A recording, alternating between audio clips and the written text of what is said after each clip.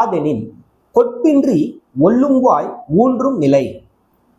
இந்த இடத்துல வள்ளுவர் ஒரு வினாவை எழுப்பி அவரே அதற்கான விடையையும் தருகிறார்.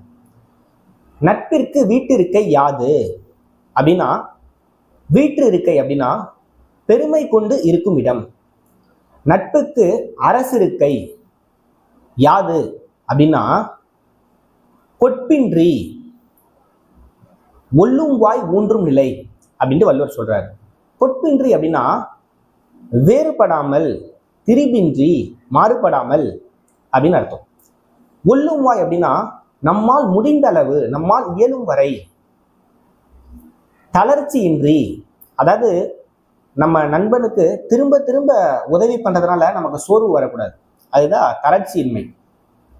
நம்ம தான் ஒரு தடவை பண்ணிட்டோமே அப்படின்ட்டு நினைக்கக்கூடாது.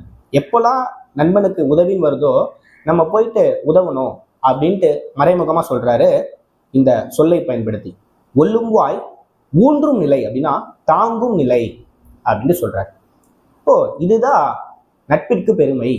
இப்போ வள்ளுவர் என்ன சொல்றாரு? நட்பிற்கு அரசிருக்கை, நட்பிற்கு பெருமை என்னது?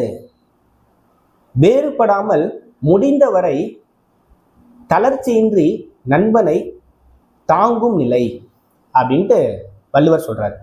இப்போ வள்ளுவர் இந்த குறள்ல சொல்ல வர்றதுன்னா, நண்பருக்கு நாம் தளர்ச்சியின்றி உதவ வேண்டும்.